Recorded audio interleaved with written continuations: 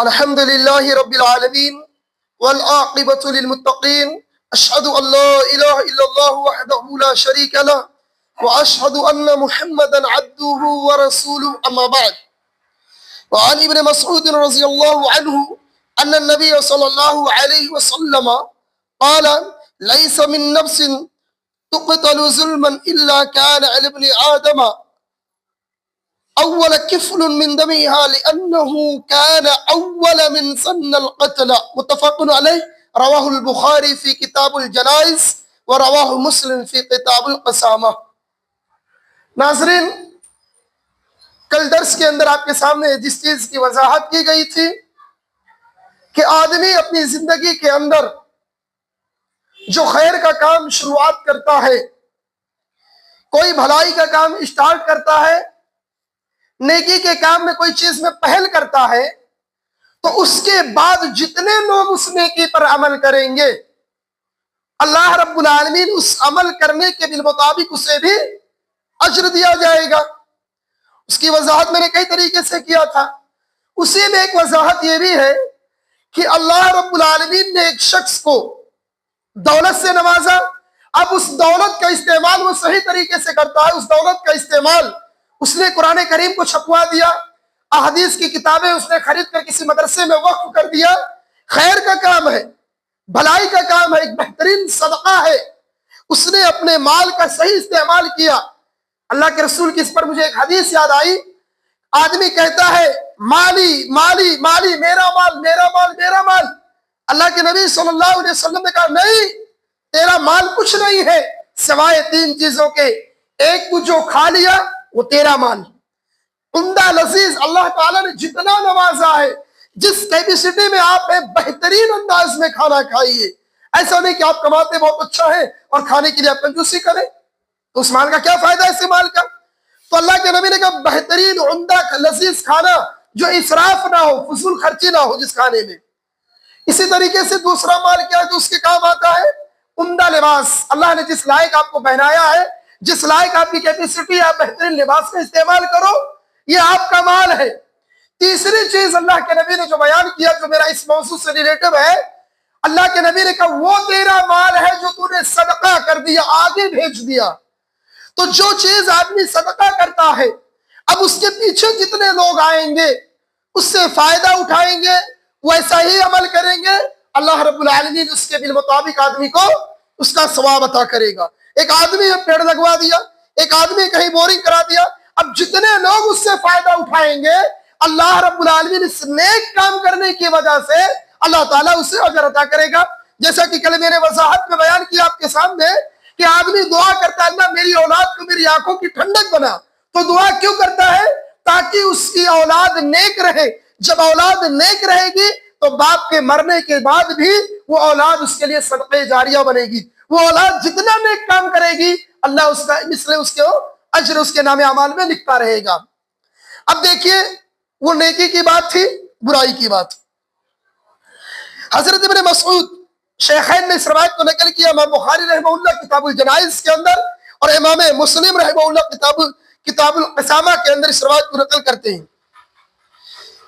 کہ نبی کریم جناب محمد رسول اللہ صلی اللہ علیہ وسلم نے فرمایا جو جان بھی ظلم سے قتل کی جاتی ہے، یعنی جو جان ظلم سے قتل کی جاتی ہے، کسی کو قتل کیا جاتا ہے، تو حضرت آدم علیہ السلام کے بیٹے، جو پہلے بیٹے قابیل پر اس کے قتل ناحق خون کا ایک حصہ ہوگا، یعنی اسے اس کے مثل اس کو گناہ ملتا ہوگا، اس لیے کہ وہ پہلا شخص ہے جس نے قتل ناحق کا طریقہ جاری کیا.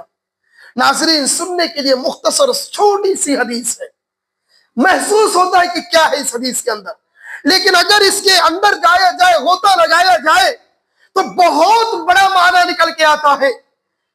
وہ یہ کہ آدمی اس دنیا کے اندر جو بھی کام شریعت کے خلاف کرے گا، دین کے خلاف کرے گا، کتاب اللہ اور سنت رسول اللہ کے خلاف چلے گا، آنے والی قیامت تک اگر اس کے کام پر کسی نے عمل کیا تو اس کے نام عمل میں اس کا گناہ لکھا جائے گا. آپ نے نیکی کیا، مرنے کے بعد آپ کے کام آنے والا ہے.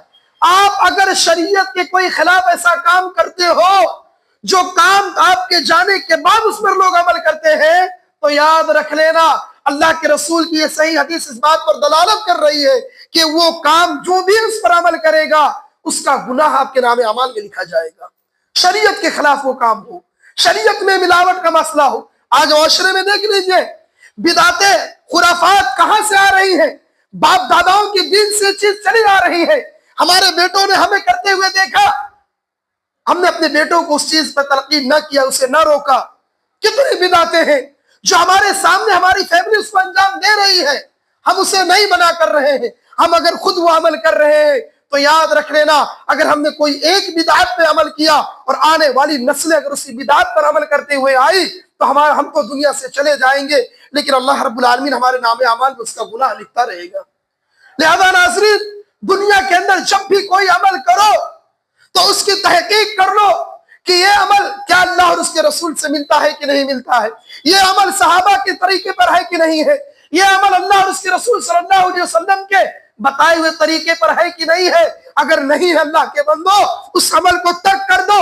آپ کے باپ دادا کرتے تھے، اب تم وہ عمل مت کرو تاکہ آنے والی تمہاری نسلیں اس پر عمل نہ کریں. لہذا ناظرین، پورے درس کا خلاصہ کلام یہ ہے کہ اب جو بھی عمل دنیا کے اندر کیا جائے گا، ایک ناحق قتل کی مثال دی گئی کہ قیامت کی صبح تک اس قتل کے اندر اگر کسی نے کسی کو جان بوجھ کے قتل کر دیا تو اس کے قتل کا الزام یا اس کے قتل کا گناہ قابیل کے حصے میں لکھا جائے گا. اس سے یہی صاف اندازہ ہوتا ہے کہ ہمارا ہر عمل جو ہماری نسلیں جس کو اختیار کرتی ہے، اگر وہ خیر ہے تو خیر لکھا جائے گا، شر ہے تو ہمارے جانے کے بعد وہ شر لکھا جائے گا. لہذا عمل کرنے سے پہلے شریعت کے معاملات میں تحقیق کر کے عمل کرو. ایسا نہ ہو کہ ہمارا ہر عمل یا ہمارا وہ عمل جو کتاب اللہ اور سنت رسول اللہ کے خلاف ہو اور اس پر ہمارے آنے والی نسلیں عمل کریں گی، اس کا گناہ ہمارے نام اعمال میں لکھا جائے گا. رب کریم سے دعا ہے، اے بار الہ ہمیں اس دنیا کے اندر ہر خیر اور ہر شر کو پہچاننے کی توفیق عطا فرما.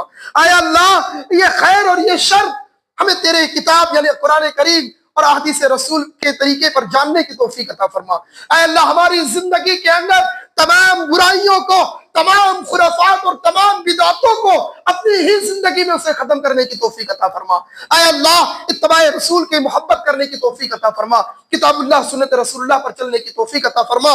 آمین. تقبل یا رب العالمین. سبحانک اللہم و بحمدک، اشہد ان لا الہ الا انت، استغفرک و اتوب الیک.